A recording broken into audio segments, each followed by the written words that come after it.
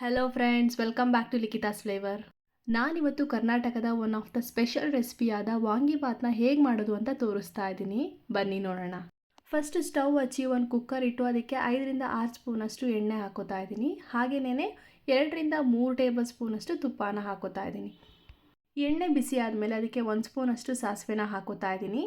ಸಾಸಿವೆ ಚೆನ್ನಾಗಿ ಸಿಡಿದ್ಮೇಲೆ ಅದಕ್ಕೆ 1 ಕಪ್ಪಷ್ಟು ಈರುಳ್ಳಿನ ಹಾಕೋತಾ ಇದ್ದೀನಿ. ನಾನಿಲ್ಲಿ 1 ಕಪ್ಪು ಅಂತ ಅಂದರೆ ಒಂದು 3-4 ಈರುಳ್ಳಿನ ಹಾಕೋತಾ ಇದ್ದೀನಿ. ಮೀಡಿಯಮ್ ಸೈಜ್ ಈರುಳ್ಳಿ ಆದರೆ 3-4 ಹಾಕ್ಕೊಂಡ್ರೆ ಸಾಕಾಗುತ್ತೆ. ಈಗ ಈರುಳ್ಳಿನ ಎಣ್ಣೆಲಿ ಚೆನ್ನಾಗಿ ಫ್ರೈ ಮಾಡ್ಕೊಳ್ಬೇಕು. ಫ್ರೈ ಮಾಡ್ಕೊಂಡಾದ್ಮೇಲೆ ನಾನಿಲ್ಲಿ 1 ಕಪ್ಪಷ್ಟು ಕ್ಯಾಪ್ಸಿಕಮ್ನ ಹಾಕೋತಾ ಇದ್ದೀನಿ. ನಾನು ಮಾಡೋ ವಾಂಗಿಬಾತ್ಗೆ ಒನ್ ಆಫ್ ದಿ ಮೇಯ್ನ್ ಇಂಗ್ರೀಡಿಯೆಂಟೇ ಕ್ಯಾಪ್ಸಿಕಮ್. ಸೊ ಕ್ಯಾಪ್ಸಿಕಮ್ ಹಾಕೋದ್ರಿಂದ ವಾಂಗಿಬಾತ್ ಫ್ಲೇವರ್ ಎನ್ಹಾನ್ಸ್ ಆಗುತ್ತೆ, ಟೇಸ್ಟ್ ಕೂಡ ಚೆನ್ನಾಗಿರುತ್ತೆ. ನೋಡಿ, ಕ್ಯಾಪ್ಸಿಕಮ್ಮು ಮತ್ತು ಈರುಳ್ಳಿನ ಈ ಥರ ಚೆನ್ನಾಗಿ ಫ್ರೈ ಮಾಡ್ಕೊಬೇಕು ಎಣ್ಣೆಲಿ. ಒಂದು ಅರ್ಧ ಫ್ರೈ ಆಗೋವರೆಗೂ ಕೂಡ ಚೆನ್ನಾಗಿ ಎಣ್ಣೆಲಿ ಫ್ರೈ ಮಾಡ್ಕೊಂಡಾದ್ಮೇಲೆ ನಾನು ಇದಕ್ಕೆ 2 ಸ್ಪೂನಷ್ಟು ಶುಂಠಿ ಬೆಳ್ಳುಳ್ಳಿ ಪೇಸ್ಟ್ನ ಹಾಕೋತಾ ಇದ್ದೀನಿ. ತುಂಬ ಜಾಸ್ತಿನೂ ಹಾಕೋಬಾರ್ದು, ಲೈಟಾಗಿ ಸ್ವಲ್ಪನೇ ಹಾಕ್ಕೋಬೇಕು.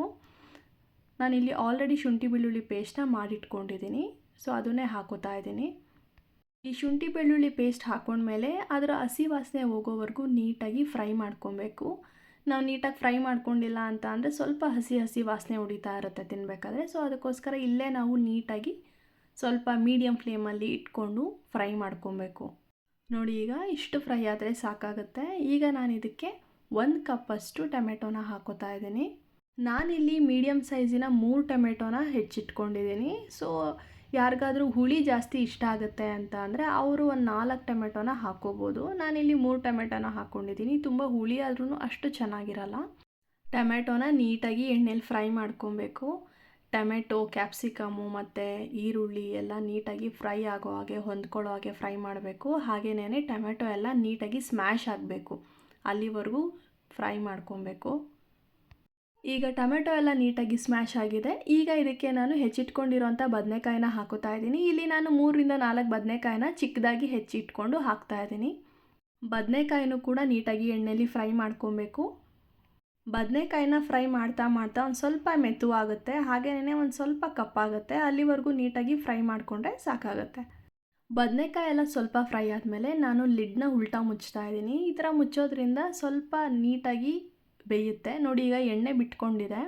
ಈ ಥರ ಎಣ್ಣೆ ಬಿಟ್ಕೊಳ್ತಾ ಇದೆ ಅಂತ ಅಂದರೆ ಅದು ಬೇಯ್ತಾ ಇದೆ, ನೀಟಾಗಿ ಹದವಾಗಿ ಆಗ್ತಾ ಇದೆ ಅಂತ.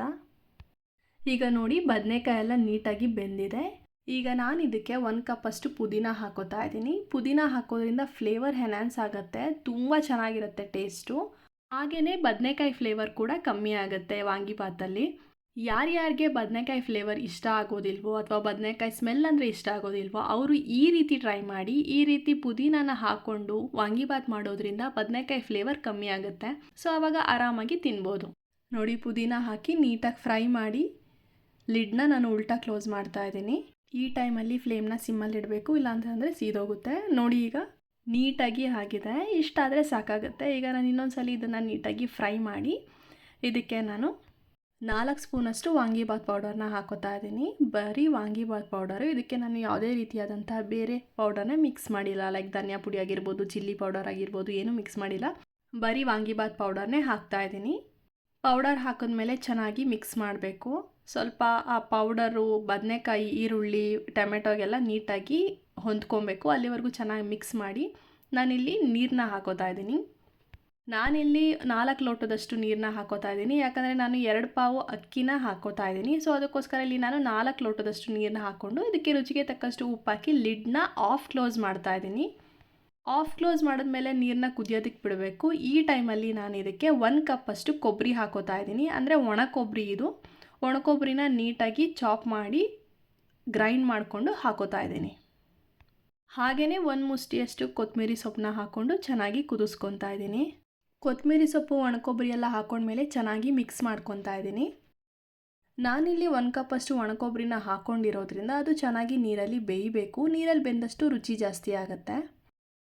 ನೋಡಿ, ಈಗ ಎಲ್ಲ ಚೆನ್ನಾಗಿ ಮಿಕ್ಸ್ ಆಗಿ ನೀರು ಕುದೀತಾ ಇದೆ. ಈಗ ಇದಕ್ಕೆ ನಾನು ಒಂದು ಅರ್ಧ ಗಂಟೆ ಮುಂಚೆ 2 ಪಾವು ಅಕ್ಕಿನ ನೆನೆಸಿಟ್ಕೊಂಡಿದ್ದೆ. ಆ ಅಕ್ಕಿನ ನಾನೀಗ ಹಾಕೋತಾ ಇದ್ದೀನಿ. ಅಕ್ಕಿನ ನೀರಲ್ಲಿ ನೆನೆಸಿಟ್ಟಿರೋದ್ರಿಂದ ಅದು ಕ್ಲೀನಾಗಿ ಹದವಾಗಿ ಬೇಯುತ್ತೆ. ಒಂದೊಂದು ಸಲ ಏನಾಗುತ್ತೆ ಅಂತ ಅಂದರೆ ಅಕ್ಕಿ ಮೇಲೆ ಬೇಯುತ್ತೆ, ಒಳಗಡೆ ಬೇಯೋದಿಲ್ಲ. ಆ ಥರ ಪ್ರಾಬ್ಲಮ್ ಆಗಲ್ಲ, ನೀಟಾಗಿ ಹದವಾಗಿ ಬೇಯುತ್ತೆ. ಸೊ ಅದಕ್ಕೋಸ್ಕರ ನಾನಿಲ್ಲಿ ಅರ್ಧ ಗಂಟೆ ಮುಂಚೆನೇ ಅಕ್ಕಿನ ನೆನೆಸಿಟ್ಕೊಂಡು ಹಾಕ್ಕೊತಾ ಇದ್ದೀನಿ. ಅಕ್ಕಿ ಹಾಕಿದ್ಮೇಲೆ ಆವಾಗವಾಗ ಕೈ ಆಡಿಸ್ತಾ ಇರಬೇಕು, ಇಲ್ಲ ಅಂತ ಅಂದರೆ ತಲ ಹಿಡಿದ್ಬಿಡುತ್ತೆ. ಸೊ ಅದಕ್ಕೋಸ್ಕರ ನಾನಿಲ್ಲಿ ಒಂದು 2 ನಿಮಿಷಕ್ಕೆ ಒಂದೊಂದ್ಸಲಿ ಈ ಥರ ಕ್ಯಾಪ್ ಓಪನ್ ಮಾಡಿ ಅದನ್ನು ನೀಟಾಗಿ ಕೈ ಆಡಿಸ್ತಾ ಇದ್ದೀನಿ. ಬೆಳಗ್ಗೆನೇ ಎದ್ದು ವಾಂಗಿಬಾತ್ ಗೊತ್ತು ಸಪ್ರೇಟಾಗಿ ಮಾಡಿ, ಅನ್ನ ಸಪ್ರೇಟಾಗಿ ಮಾಡಿ, 2 ಕಲಸಿ ಬಾಕ್ಸ್ಗೆ ಹಾಕಿ ಆಫೀಸಿಗೆ ಕಳಿಸಿ ಮಕ್ಕಳನ್ನ ಸ್ಕೂಲಿಗೆ ಕಳಿಸೋಷ್ಟರಲ್ಲಿ ತುಂಬಾ ರಿಸ್ಕಿ ಅನಿಸುತ್ತೆ. ಅದ್ರ ಬದಲು ನಾನು ಹೇಳ್ಕೊಟ್ಟಿರೋ ಈ ವಿಧಾನದಲ್ಲಿ ಎಲ್ಲನೂ ಒಂದೇ ಪಾತ್ರೆಗೆ ಹಾಕಿ ಸ್ವಲ್ಪ ಮಸಾಲೆ ಟಚ್ ಕೊಟ್ಟು ಮಾಡೋದ್ರಿಂದ ಬೇಗನೂ ಆಗುತ್ತೆ, ತುಂಬ ಟೇಸ್ಟಿಯಾಗೂ ಇರುತ್ತೆ. ನಾಳೆ ಮತ್ತೆ ಬಂದು ಕೇಳ್ತಾರೆ ವಾಂಗಿಬಾತ್ ಮಾಡಿಕೊಡು ಅಂತ, ಅಷ್ಟು ಚೆನ್ನಾಗಿರುತ್ತೆ. ಈಗ ನಾನು ಅಕ್ಕಿ ಅರ್ಧ ಬೆಂದಿದೆ ಅನ್ನೋ ಟೈಮಲ್ಲಿ 1-2 ಸ್ಪೂನಷ್ಟು ವಾಂಗಿಬಾತ್ ಪೌಡರ್ನ ಆ್ಯಡ್ ಮಾಡ್ಕೋತಾ ಇದ್ದೀನಿ. ಈಗ ಆ್ಯಡ್ ಮಾಡ್ಕೊಳ್ಳೋದ್ರಿಂದ ಟೇಸ್ಟ್ ಡಬಲ್ ಆಗುತ್ತೆ, ಯಾಕಂದರೆ ಅನ್ನ ಬೇಯ್ತಾ ಇರೋ ಟೈಮಲ್ಲಿ ಪೌಡರ್ ಹಾಕೋದ್ರಿಂದ ಟೇಸ್ಟ್ ಡಬಲ್ ಆಗುತ್ತೆ, ಹಾಗೇನೇ ಫ್ಲೇವರ್ ಕೂಡ ಜಾಸ್ತಿ ಆಗುತ್ತೆ.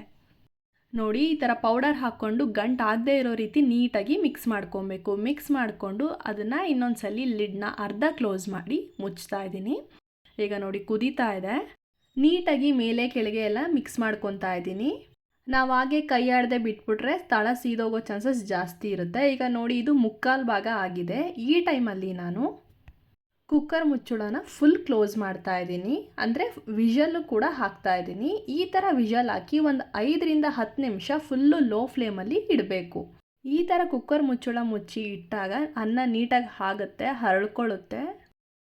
ನೋಡಿ ಎಷ್ಟು ನೀಟಾಗಿ ಆಗಿದೆ, ಎಷ್ಟು ಕಲರ್ಫುಲ್ಲಾಗಿ ಆಗಿದೆ ಅಂತ. ನೀವು ಈ ರೆಸಿಪಿನ ಟಿಫನ್ ಆಗಿ ಮಾಡ್ಬೋದು, ಲಂಚ್ ಬಾಕ್ಸಿಗೆ ಪ್ರಿಪೇರ್ ಮಾಡಿಕೊಡ್ಬೋದು. ಎಲ್ಲರೂ ತುಂಬಾ ಇಷ್ಟಪಟ್ಟು ತಿಂತಾರೆ, ಅಷ್ಟು ಚೆನ್ನಾಗಿರುತ್ತೆ.